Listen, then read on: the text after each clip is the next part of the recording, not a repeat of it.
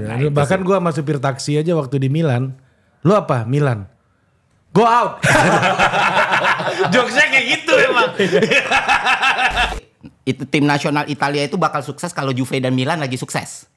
Makanya kalau kita ketemu fans Inter ketika World Cup, mereka jarang banget mendukung Italia. Iya benar. Nah, gue selalu bilang mau Arsenal juara, gue happy-nya 2 hari.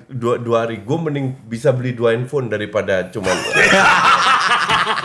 Clifford itu mungkin butuh untuk 10 peluang, itu dia mungkin cetak 4 gol, 5 gol dengan 10 peluang. Oke. Van Basten 10 peluang cetak 12 gol. Hah? Get it? awal podcastnya bilang kita nggak boleh subjektif ya. Ini gaib. Gaib.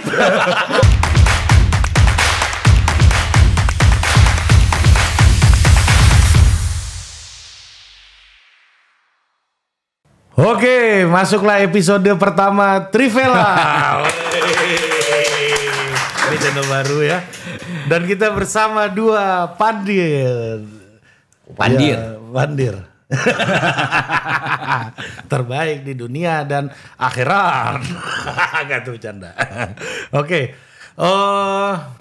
Ya ini seperti biasa ada acara gua sama Coach Justin, tapi sekarang udah pindah ke sini. Ada Ferry Irwandi juga, tepuk tangan dulu.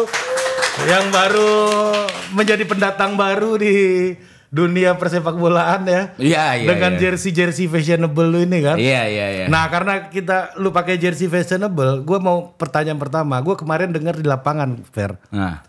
Coach Justin mau beli jersey Inter katanya. Ya. Lu kenapa lu beli jersey? Gini. Ini ada ceritanya. Orang itu kan mencaci. Gue bukan fans Inter at all. Sama sekali gue nggak suka tim Serie A. Nggak apa-apa. Jadi gue ini pencinta sepak bola. Oke. Orang mencaci Inter karena nggak juara apa-apa. Gue bilang Inter adalah tim terbaik di Serie A. Karena sampai hari H mereka bersaing untuk juara Serie A sama Champions League. Which is butuh effort yang luar biasa Coppa untuk Italia bisa menuju ke semifinal. sana. Iya. Untuk effort yang luar biasa untuk bisa menuju ke sana. Jadi sepak bola itu bukan hanya dinilai dari trofi. Itulah gue bilang karena jersey-nya juga bagus. Gue mau beli jersey-nya PSG sama Inter untuk mengapresiasi kerjaan mereka. Kalau kita nggak berlaku konsep kayak gitu ya. Nggak berlaku. Sebagai Juventini kan. Iya. Mau 10 pun pialanya satu musim tim terjelek itu. Iya. Ya, nah, justru kalau kita ngelihat ada Juventini mendukung Inter kayak temennya coach itu siapa namanya? Panji. Mamat ya. Mamat. Lu bisa lupa sama Mamat. Iya. Kalau udah jadi Interisti itu agak lupa kita. Emang si Mamat Inter? Juve. Masa di final dia bilang kalau saya objektif melihat Inter bisa menang. Nggak mungkin kan. Abang Milanisti ngomong kayak gitu nggak kalau Inter? Oh, waktu 2010 gue dukung Munchen. Iya kan. Iya kan. Nggak bisa, itu tuh udah melekat tuh. Untuk itu boleh. Itu kan emosional ya. Kalau gue kan sebagai pengamat ya gue besar karena gue mencintai sepak bola. Oke. Jadi Ferry nggak mencintai sepak bola dengan mencintai Juve? Enggak. Dengan dia mencintai Juve itu kan lebih subjektif. Betul. Berdasarkan emosi. Karena gue ngerasa. Jadi gue paham kebencian lu terhadap Inter. I can accept that gitu loh. Iya. Cuman kalau dari sisi gue appreciate. Dengan apresiasi gue beli jersey. Karena jersey itu kan ada share-nya ke klubnya. Nah, pertanyaan gue coach. Ya. Kalau misalnya yang main itu Tottenham lawan PSG, mungkin nggak?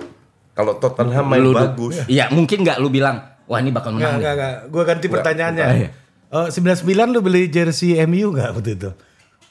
Enggak, gue belum sampai level itu. Jadi kalau seandainya yang main Tottenham main bagus dan lu bakal beli jersey I will juga. buy jersey Tottenham. MU? I really don't care. Fans Arsenal. Oke. Gue selalu bilang mau Arsenal juara, gue happy-nya 2 hari. Gue mending bisa beli 2 handphone daripada cuman gitu loh. Be realistic gitu loh. Get a life, get a good job. 2 handphone, 2 rumah, 2 mobil, 2 perusahaan jauh lebih penting daripada klub lu juara. Tapi lu sendiri ngasih ruang tuh subjektivitas dalam sepak bola sebagai fans, itu lu mengerti Mengerti. banget. Jadi kayak kalau gue Cuman jangan berlebihan. Nah, taraf berlebihan tuh sampai mana, Coach? Itu tiap orang kan berbeda. Karena masalah prioritas dalam hidup itu kan priority. Iya. Priority pertama adalah lu bisa makan. Nah, Lu punya roof Iya. above your head. Kalau bisa lu punya mobil. Sandang pangan papan Ya, lah. Itu Kebutuhan lu primer lah, ya. Kebutuhan primer lu harus punya. Baru kebutuhan sekunder. Jersey itu masuk ini nggak? Masuk sandang nggak? Ini gue kasih tahu. iya. Bola untuk gue itu kebutuhan tersier. Tersier. Iya. Kenapa? Pernah nggak berapa orang fans Juve yang in this case your Iya. club yang ke Italia nonton Juve dalam hidupnya? Sekali aja. Lebih banyak nggak pernah kan? Iya. Bahasa Itali jauh, Inggris aja pas-pasan. Mending lu penuhi 1-2 baru yang ketiga. Kalau udah penuh 1-2-nya? That's different cake. Oh, boleh berarti? Boleh. Oh ya udah. Itu nggak ada masalah. Kalau 1-2 bisa terpenuhi, Iya. lu mau tergila dengan, lu mau tiap minggu ke Juve, mau beli Nggak apa? masalah. Nggak masalah. Tapi mayoritas dari penonton bola kita kan satu aja pas-pasan. Itulah lahir istilah sarkas yang dimana netizen 78 nggak paham bahwa mending lu punya 2 handphone daripada lu gila-gilaan fokus ke klub lu hanya menang trofi. Oh. That is very sick. Kalau gue boleh korelasikan, ini tipikal dengan mental banyak orang di negara ini. Kenapa? Pengen hasil akhir menghalalkan segalanya. Contoh KPK penuh. Yang penting kaya, caranya nggak penting. Dan kalau mereka kenal koruptor, dijilat abis juga. They don't care caranya gimana. Jadi pengen meraih hasil dengan cara instan dan menghalalkan segala cara untuk menang. Untuk gue not acceptable. Untuk gue kalau lu mau menang harus dengan cara yang kita bicara sepak bola menghibur. Tujuan sepak bola apa sih? Menghibur. Mereka itu artis, dibayar sebagai artis.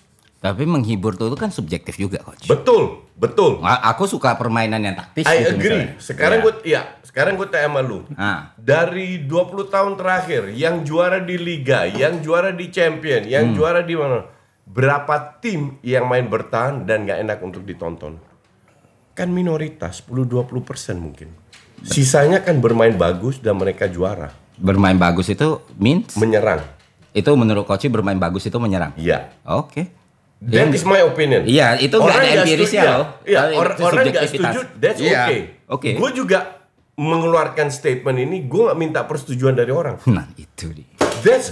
Ini hanya I share my point of view. Iya kan? Lu nggak setuju, ya hak lu kok. Gue tetap tidur nyenyak kok. Coach, tunggu dulu, tahan dulu. Apa? Gue nanya jersey Inter tadi. Tapi nggak apa-apa. Jersey Inter itulah, bukan Inter. PSG pun gue juga akan beli. Itu murni untuk apresiasi. Klub gue Arsenal. You know what I did the last few years? Iya. Gue lihat Arsenal beli berapa pemain. Kalau beli satu pemain yang pas-pasan, gue cuma beli satu jersey.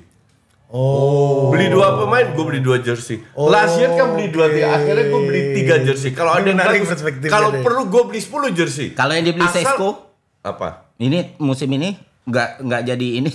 Kalau yang dibeli Sesko, at least they spend untuk pemain. Iya. Gue beli 1 jersey. Kalau dia beli Vlahovic atau Osimhen, gue akan beli 2 jersey.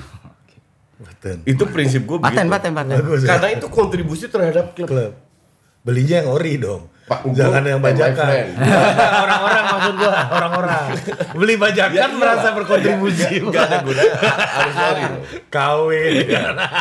Seru banget. Iya. Itulah perspektif Coach Justin dari dulu sampai sekarang nggak pernah berubah ya. Iya. Iya, nggak berubah. Dia anti populis dia. Persetan kata dia. Gua di sini dan itu respectable. Iya. Sangat-sangat respectable. Makanya nggak Tapi lu mungkin nggak Fer akan beli jersey AC Milan gitu atau Inter? AC Milan mungkin sedikit ya. Sedikit ada karena jersey pertama gua AC Milan, Leonardo. Iya. 98. Tapi kalau Inter enggak. Nggak akan. Justru itu bentuk penghormatan gua kepada Interisti. Justru di Italia itu, apalagi kultural ya. Kita ngomong sepak bola Indonesia dan sepak bola Italia. Italia itu sangat mempengaruhi banget nih. Baik FIGC-nya, PSSI-nya sampai kultur ultrasnya itu kan Italia banget. Karena kan kalau kita tarik nih dalam sejarahnya kenapa Italia segitu gedenya pengaruh di Indonesia. Karena Liga Italia itu satu-satunya siaran sepak bola gratis yang bisa diakses di dunia waktu itu, di Indonesia doang. RCTI. Ya, jadi segitu kuatnya. Dan ketika bicara sama kultur fansnya, tentu nggak kayak kita ngelihat The Jack sama Viking atau Arema sama siapa? Persebaya sama Bonek dan segala macam. Tapi ya bentuk penghormatan antara tifosi nih, coach di Indonesia yang tumbuh dari kecil ya. Kayak kita itu bakal lebih respect ketemu Interisti yang ngenyekin Juve daripada ketemu Interisti yang muji Juve. Rasanya dialog tuh gak enak banget. Justru kayak coach bilang tadi, orang-orang kebutuhan primernya nggak terpenuhi nih, kebutuhan sekundernya nggak terpenuhi. Ya karena mereka miskin, mereka cuma punya sepak bola, coach. Iya. Betul, iya. Jadi tapi kan justru tugas kita sebagai influencer, tugas lo juga untuk menyadarkan bahwa ada loh yang kepentingan lebih. Betul, harus utama. rasional loh. Harus rasional. Ada skala prioritas loh. Iya. Masa lu berantem gara-gara tim Eropa, kayak konyol gitu kan. Iya, itu maksud gue. Cuman kalau dalam rivalitas fans, kalau kita bicara gimana fans sepak bola Indonesia ya, kita nggak bicara keseluruhan. Gue sebagai Juventini dan Bang Ari mungkin sebagai Milanisti gitu. Ketemu Interisti misalnya. Itu tuh ada mutual respect ketika kita ceng-cengan tim nih. Iya. Justru kayak tiba-tiba ada Interisti yang gue suka nih Juve, gue lebih milih Juve. Kita malah apa sih lu baru nonton ya gitu loh. Justru bentuk respectnya ya lu jaga itu gitu loh. Nah, bahkan gue sama supir taksi aja waktu di Milan. Lu apa? Milan. Go out. Jokesnya kayak gitu emang. Kan lu bicara di negara tersebut. Iya. Kalau di negara, gue tahu fanatisme orang Italia seperti apa terhadap sepak bola. Kalau kita kan bicara dari negara yang jauhnya 15.000 kilometer, yang nggak kenal budaya Italia, yang nggak kenal apa, hanya nonton klubnya lewat layar kaca, tapi fanatiknya luar biasa, insane untuk gue itu. Nggak rasional menurut Nggak rasional. Oke. Nggak make sense.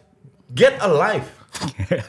Sama kayak gue waktu gue di Utrecht, kita benci Ajax kan. Dan gue tiap minggu ke stadion bertahun-tahun.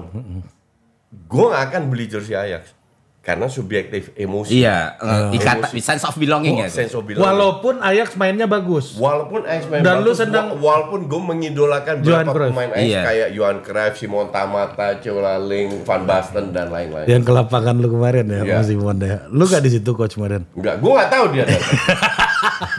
Dan sampai sekarang tuh gak akan beli. Gak akan. Ya kan sama berarti coach. Tapi karena lu orang Karena Utrecht. gue besar di situ. Oh, itu yang bedain. Berarti ada gatekeeping nih di sini ya Loh, antara. jelas dong, gue tahu budayanya, gue belajar besar di sana, bahasanya gue tahu semua. Yang jarak 15.000 km kan nggak tahu atmosfernya seperti apa di stadion. Tapi coach, kalau jarak jauh kayak gini nggak bisa mengikuti Nggak kultur lu itu. bisa, nggak make sense, nggak make sense at all. Kayak Ferry kan belum pernah dia. Iya, belum pernah. Dapat sengan aja belum pernah Iya, dia kan, belum, baru sengan kan. Belum. Iya kan? Nah, lu gimana? Nggak make Untuk sense. gue nggak make sense. Untuk gue fans yang berlebihan dari jarak begitu jauh itu nggak make sense at all. Lu nggak pernah ke sana, nggak ngerti budayanya. Oh ya, gue suka makan makanan Italia di sini. Makanan Italia di sini sama sana totally different. Ngerti nggak? Ya. Jadi Ngerti, untuk gue itu nggak make sense. Makanya gue penuhilah dulu. Sandang pangan Iya. papan Iya, ini kan. kebutuhan utama. Kalau tapi udah penuh make sense berarti ya. Kedua penuh, ketiga make sense. Oh, oke. Iya. Berarti gue masih make sense dong. Make sense. Ayo udah. Gue nggak kritik lu juga. Iya. Tapi yang average. ini orang-orang Mayoritas. kardus ini Iya. gitu. Mayoritas. Di Inggris juga kayak gitu. Sama. Fans Liga Inggris di sini. Enggak beda cultural. Fanatismenya beda. Tapi Beda, Italia beda. memang gila. Karena itu tadi, karena yang lain itu nggak ada alternate substitusi waktu itu naik kan. Kalau di Inggris kan udah showbiz case banget. Iya. Dan itu berbeda. Jadi kayak ultras yang dibangun di daerah-daerah lokalnya juga budayanya itu kan Itali banget. Bukannya termasuk budayanya, kotor mafianya. Bahkan cen-cennya aja. Iya, Itali di Belanda, di Itali banyak gunakan cen Itali. Oh gitu. Ya. Karena ya budaya Itali itu memang berdasarkan bukan materi. Iya. Di Ideological. sana memang gila. Nah, coach, dulu kan lu pernah bilang kalau AC Milan juara Liga Italia berarti Serie A lagi nggak baik-baik aja. Iya. Bukan dulu, itu baru 3 tahun lalu. Iya kan, ya dulu lah itu kan. Iya. Kalau Inter ini menurut lu Serie A juga nggak baikbaik. Sangat layak Inter. Inter yang sekarang sangat layak. Dan terbukti kan setelah gue bilang itu habis itu hancur-hancuran kan Milan. Dibawa Pioli dipecat sampai begini. Dan at the end of the day gue juga yang bener. Iya, Like it or not. Iya, tapi ini berarti Inter ini akan baik-baik aja nih menurut lu? Inter ya. Gue nonton di bawah Kifu di Piala Dunia antar klub. 30 menit dia mainkan sistem yang beda dengan Simone. Dengan setengah pemain cadangan. It was very nice to see. Tapi ini kan baru 1-2 match, kita nggak bisa nilai. Tapi memang pada saat mereka ketinggalan, babak kedua pemain 3-4 pemain inti masuk, kembali ke Simone, gaya Simone. Karena lu nggak bisa merubah pemain yang biasa bermain dengan dalam 1-2 hari, butuh waktu. Butuh penyesuaian. Jadi gue rasa Inter mah baik-baik aja selama ada Marotta di situ. Nah, dari podcast kita sebelumnya kan lu bilang bahwa Inter sebuah klub itu akan baik-baik aja kalau dia punya filosofi. Iya. Nah kan MU nggak punya filosofi menurut lu selama Sir Alex. Ini untuk long term ya? Iya long term, ya kan. Walaupun harusnya kalau dia punya Sir Alex bikin filosofi, lu bilang Sir Alex selesai filosofi itu tetap dilanjutkan dan dikembangkan kan. Seperti Barcelona, seperti Ajax. Nah, Inter ini ada filosofinya nggak menurut lu? Setahu gue sih nggak ada. That's typical Italian. Enggak. Gini, correct me if I'm wrong ya. Di zaman tahun 80-90, Bergomi ya itu ya. orang punya klub itu untuk meningkatkan image mereka di Italia. Gue bicara murni Italia. Mereka nggak pernah memikirkan sisi bisnisnya. Di mana di Inggris sudah dipikirkan dari dulu. Contoh punya stadion sendiri, ya kan? Pada saat Eropa dilanda ekonomi krisis tahun awal 2000-an. Disitulah baru mereka kerasa bahwa ternyata model kita untuk kelola bola itu salah. Yang benar justru Inggris. Tumbanglah satu-satu. Parma, tapi bukannya Inter, semua. Yang survive kan cuma Juve praktis. Yang kan dijual-jual semua. ya bukannya Milan dulu Enggak. pakai Vinifest-nya si Berlusconi ya? Iya. Sebagai dikasih umpan, nggak dikasih Kayak. pancingnya, tapi dikasih makanannya doang. Nggak Okay. dikasih tahu untuk cara cari duit seperti apa. Kalau di Inggris waktu itu gimana? Di Inggris tuh pelan-pelan sudah ke sana. Udah Iya. sisi bisnisnya udah Sisi meningkat, bisnis udah revenue-nya pelan-pelan udah jalan. meningkat Iya. ya. Sampai krisis itu terjadi, di mana-mana semua mulai kolaps baru. Lo tahu waktu zaman pandemi Covid, Ajax itu punya di bank account-nya 400 million euro cash. Apakah mereka kena? Enggak, santai aja. Bahkan klub besar di Belanda, Ajax, PSV Feyenoord itu urunan untuk kasih subsidi bantu klub-klub kecil. Biar mereka bisa survive. Jadi itu yang pentingnya kenapa Ajax, orang bilang ya Ajax gitu-gitu. Ya iyalah, tiap tahun mereka jual 5-6 pemain. Tapi yang mereka jual value-nya tinggi dan di situlah mereka bisa survive sampai sekarang. Makanya Simon Tamata juga bilang selalu menjunjung tinggi filosofinya Ajax. Kalau di Italia filosofi ini nggak ada menurut. Filosofi ini nggak ada. Iya efektif, efisien kayak Italian aja kan. Iya. Sekarang baru kelabakan.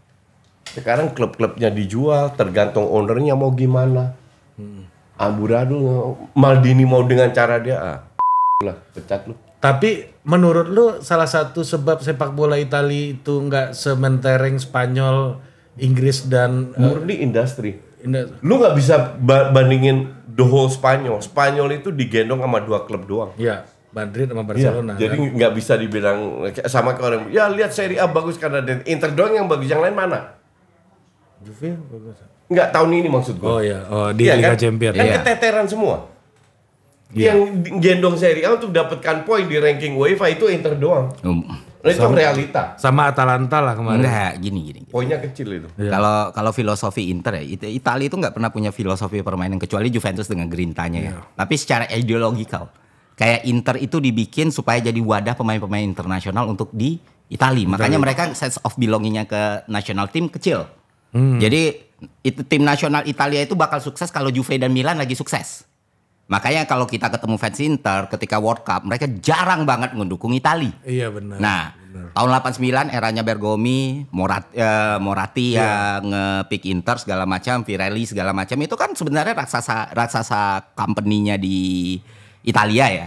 Nah 2010 mereka punya kemampuan untuk hire Jose Mourinho, pemain-pemain yang kayak Eto'o, Milito segala macam itu kan bagus. Dan akhirnya mereka dapat treble winner dan segala macam. Nah posisi Inter sekarang ini justru karena coach ngelihat Inter yang ngegendong Italia sekarang justru sangat-sangat dangerous karena mereka bisa saja kena skandal finansial. Sunning Group tuh udah bubar. I agree. Iya, Sunning Group tuh udah bubar tapi uangnya masih ada gitu kan. Secara finansial, secara akuntansi itu salah banget lah. Nah, makanya Jerry Cardinal bilang, gue juga tahu cara bikin klub berprestasi, tapi gue gak akan pakai cara gila kayak Inter. Iya. Makanya Yankees out kan di Italia. Kan? Nah, problemnya tuh gini sekarang di Inter. Kalau kita lihat kalau koefisien Italia sebenarnya bukan Inter, Coach. Roma melalui piala yang di bawah UEFA itu apa namanya? Konfederasi. Iya. Jadi Roma di situ terus naik di Europa League. Karena kan cara perhitungan koefisien UEFA ini agak ngaco ya. Kalau lu berprestasi di situ masuk Al Italian semifinal misalnya, koefisien lu bisa 5 atau 6. Karena dari 2010 nggak ada nih. Paling jauh sebelum itu Juve 2015 sama 17 masuk final 2 kali. Nah sisanya itu kan mereka nggak kompetitif. Inter 2 kali juga. Tapi yang benar-benar bikin koefisien itu naik Roma karena juara berturut-turut Eropa. Dan bisa mungkin itu kemarin kalau di Coppa Italia skornya berubah. Bisa dalam sejarah 6 tim waktu di musim kemarin. Tapi kan sekarang udah turun lagi di balap sama Inggris. Jadi sebenarnya Liga Italia kalau sebagai fans Liga Italia ya, aku cuma ngelihat hope-nya untuk bangkit lagi ke kejayaan tuh hampir 0% sih. Karena berantakan banget. Gue udah berkali-kali bilang, nggak mungkin karena ya untuk membangun sistem menjadi industri yang komersial itu butuh waktu lama. Dan udah telat. Sekarang ya, tapi kan nggak ada momentum Coach. Iya, sekarang kan pelan-pelan owner Amerika masuk. Iya. Ya kan, disitulah mereka pelan-pelan berusaha untuk bangun itu, tapi itu takes very long time. Nah, ya lucunya lagi setiap investor gede mau masuk ke Italia, mereka berhenti tengah jalan. Iya. Karena Indonesia ini kan karena kayak mafianya, punglinya segala macam, kepastian hukumnya nggak ada. Pada akhirnya lu ke politik juga. Kalau di Italia cuman Italia itu gue rasa exception di Eropa. Jadi dalam arti kita nggak bisa menggambarkan bahwa Italia seperti ini berantakan di Eropa juga seperti itu. Enggak. Italia itu emang budaya dari dulu budaya mafianya itu masih kental. Lu tau gue kemarin baca artikel apa tentang Napoli. Detik ini itu 80% dari retail itu nyumbang ke mafia. Sisilia daerah Naples, Sisilia. Enggak, kalau baca ini murni Napoli lah. Oh, Naplesnya nih. Ya, Naplesnya. Jadi toko yang jual buah, toko jual ikan, toko jual itu 80% sampai detik ini mereka masih nyumbang ke Komorai. Apa namanya? Ke apa? Ya ke mafia. Donnya ya. Mafiosonya. Ya, mafiosonya. Kan gila itu. Di Eropa Barat loh, di negara maju, negara G7 loh. Iya. Kan edan itu. Punya Ferrari loh itu negara. Lamborghini. Tapi itu hanya di Italia. Jadi tolong untuk kalian penonton jangan samakan Italia dengan negara Eropa lain. Itu beda menurut lu Coach? Beda lah. Emang beda banget dan Inggris itu seharusnya jadi golden standard tuh. Gue baca salah satu mantan wasit Belanda yang waktu di zamannya top Eropa, Frans, siapa lupa gue, Frans, nama depannya Frans. Jadi waktu itu tahun 80-an dia nge-lead match Juve di Eropa. Oke. Sebelum pertandingan pasti ada official yang datang untuk lihat line up-nya, wasit tanda tangan. Orang Juve datang bawa kotak isinya Rolex. Lo tahu apa yang dilakukan wasit? Gue belaga nggak ngelihat itu Rolex, gue tanda tangan di pertandingan gue kerjain Juve. Gue lupa main siapa. Emang gitu. Tapi emang dari dulu begitu. Italia, gue rasa sampai sekarang juga. Budaya gift ini ya gue. Iya.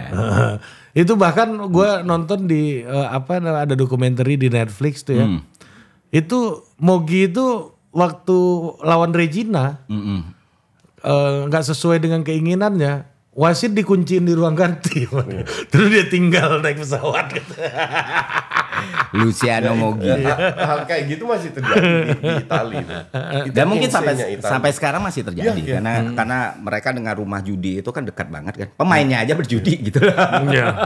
Dan bahkan Tonali itu bakat sebesar itu pun kenanya di situ. Gitu. Dan Jadi emang memang ini ya, kalau lu nggak yakin Liga Italia akan bangkit dalam 10 tahun momentum. ke depan yakin nggak? enggak, kalau sistem tahun politiknya yang tidak berubah, satu, kedua problemnya ini di Italia tuh, tim-timnya Italia sampai sekarang kita udah nunggu 30 tahun 40 tahun nggak ada reformasi dalam FIGC-nya. Ya benar-benar tim untuk punya stadion sendiri aja sulit. Inggris itu dulu kelam banget tuh setelah Edinburgh yang bikin Margaret Thatcher, udahlah bubarin aja ini semua kata dia. Lu susun ulang dulu baru kita jalan liganya kan. Sampai ada tiket terusan, orang dihitung benar-benar, tribun berdiri itu dihilangin karena liganya harus diform. Iya. Nah, Italia itu udah di fase itu tuh. Dan tahu sekaratnya Italia, kita ngeliat timnasnya aja sekarang gitu. Dulu Iya, seburuk-buruknya betul. liganya. Iya, betul. Oh, masih Jerman kali masih juara 2 dunia. iya. Jerman masih kalah. Masih dapat Euro, masih ada pemain kayak Chiesa sebelum ACL ya kan. Iya. Tapi sekarang tuh gila ngelihat turnamen major gak ada Italia itu aneh banget Nggak rasanya. ada Piala Dunia, nggak ada Italia, tapi Belanda juga nggak pernah lolos kan waktu itu. Gue sih happy aja. Tapi kan 2002 Belanda nggak ikut kan? Itu Apa selalu yang ada terjadi? generation gap ya. Iya, iya, Jadi ada. tahun 80-an juga sempet nggak lolos. Jamnya Simon Tamata itu. Itu lagi timnas lagi jelek-jeleknya. Oh, Dua-dua nggak lolos, 88. terus naik lagi, terus jelek lagi, terus naik Kalau lagi. di Belanda Itu biasa. siklus itu apa? Kalau Ferry kan tadi punya hypothetical Ya itu murni generation gap. bahwa aja. Milan Juve bagus, maka timnas Iya. bagus. Iya. Cuma sekarang juga Milan kayaknya pemain Italinya juga udah nggak ada tuh yang terakhir. udah berantakan semuanya. Kalau kayak Juve punya Grinta kan, Grinta tuh juga udah hilang. Tapi gue rasa semua negara mengalami itu. Prancis mengalami itu. Jerman mengalami itu. Ngalamin Belanda apa? mengalami Turun. Gap. generation gap. Oh. Jadi memang ada sebuah generasi yang memang nggak ada yang bagus, kasarnya begitu. Pas-pasan. Oh. Tapi Nanti akan bangkit lagi karena mereka sudah membangun ekosistem Iya. begitu kuat dan itu nggak bisa dihancurkan. Tapi make sense sih, penggemar timnas Belanda itu mempunyai ketidaksukaan personal ke Italia itu make sense. Karena Euro 2000 itu golden generation keduanya Belanda. Ya, Kalahnya sama Toldo. betul. Iya. Dan di Belanda. kandang Itu sendiri. Belanda 4 kali penalti nggak masuk. Iya. Iya. Dan Toldo tiba-tiba kesurupan di situ. Iya. Itu kiper pengganti tuh Iya, setelah iya. Buffon Mainnya cedera. parkir base full. Iya. Kenapa lu gendek sama sepak bola bertahan ini? Karena Ada alasannya ya. Karena gue besar di Belanda dan lu main dari SSB. Gue kan SSB 5-6 tahun di sana. Lu udah main 4-3-3. Jadi dari SSB sampai selalu 4-3-3. Makanya main 3 back untuk gue very awkward. Untuk pemain Belanda. Berarti lu gede dengan nonton Van Basten tuh ya coach ya? Van Basten tuh dari Utrecht. Dan lu tonton itu, lu saksikan karirnya itu seberapa magicalnya coach. Aku Kita karena nggak nonton Ambis karena dia dia- nggak kita- bisa di dia pensiun. dia itu idola bapakku, Van Basten. Iya. Dan selalu dibilang nggak ada pemain kayak Van Basten. Iya, ada Batistuta, temen- enggak, jauh kata Oh dia. jauh. Iya. Jauh. Ada teman gue namanya Marco dari Van Basten. Itu generasi bapak kita nih coach. Iya, anaknya Marco kita udah nggak tahu. Gua udah nggak nonton Van Basten katanya. Jadi Van Basten itu waktu di AC Milan sama Gullit dan Rijkaard. Iya. Itu tim yang untouchable. Sama Bener-bener Sachi ya, untouchable. Rigo Sachi. Sama Sachi, sama yang bekas mantan pelatih Inggris itu siapa? Capello. Capello.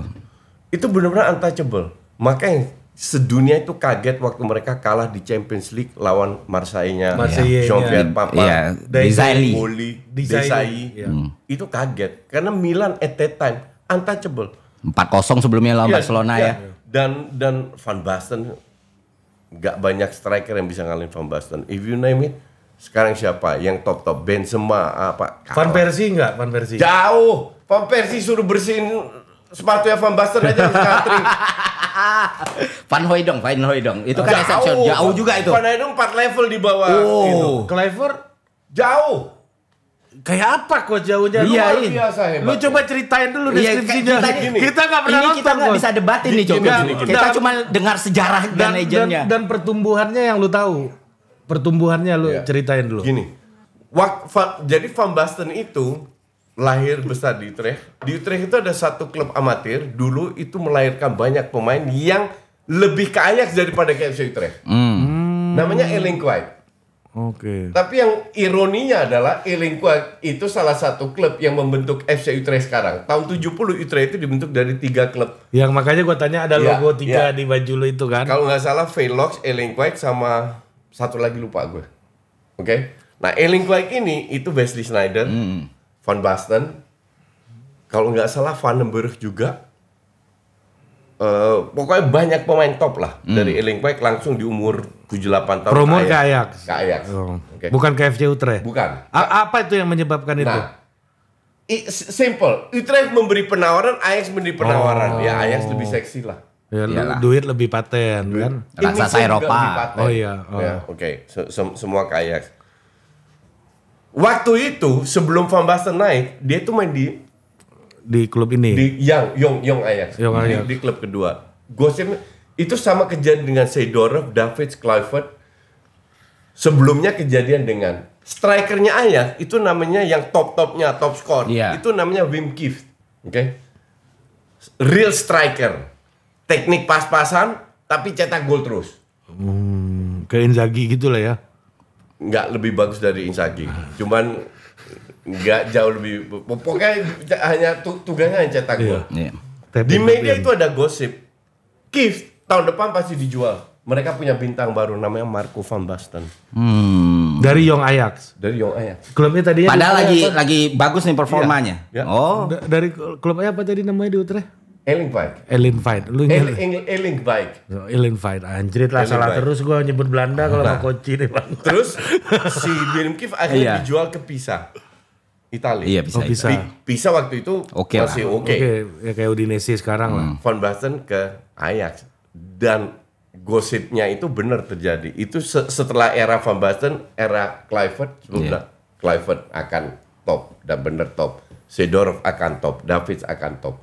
Lagi generasi nah pada saat dia pindah ke Milan, untuk kita bukan hal yang aneh. Tinggal tunggu waktu berapa lama dia di Ajax sebelum pindah ke Milan. Apalagi ada Ruud Gullit, nggak lama kemudian Rijkaard gabung. Milan at that time, gue pernah interview pemain Jerman Inter, Klinsmann.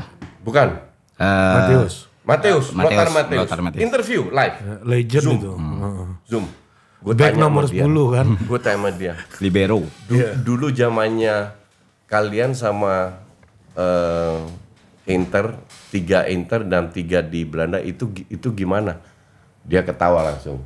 Dia bilang orang udah nggak ngelihat Milan lawan Inter lagi, orang ngelihatnya Belanda lawan Jerman. Karena Jerman lawan Belanda kan Keras ya. rivalitasnya besar sekali. Terus dia cerita itu selalu match yang ditunggu-tunggu orang. Ya karena ya 3 pemain itu kalau dibilang skillnya kayak apa?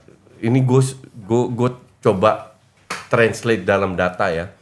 Kluivert itu mungkin butuh untuk 10 peluang itu dia mungkin cetak 4 gol, 5 gol dengan 10 peluang. Oke. Van Basten 10 peluang cetak 12 gol. Hah? Get it? Awal podcastnya bilang kita nggak boleh subjektif ya.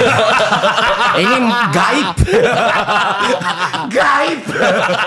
Dua lagi dari mana coach? Ini menunjukkan betapa dahsyatnya seorang Van Basten. Oke. Striker yang hebat adalah bukan hanya kayak itulah kenapa gue nggak suka data dan Nah, lo tahu. ini mau pertanyaan selanjutnya nih. Oke. Ini gue kasih lo tahu. Di data seorang striker cetak 4 gol.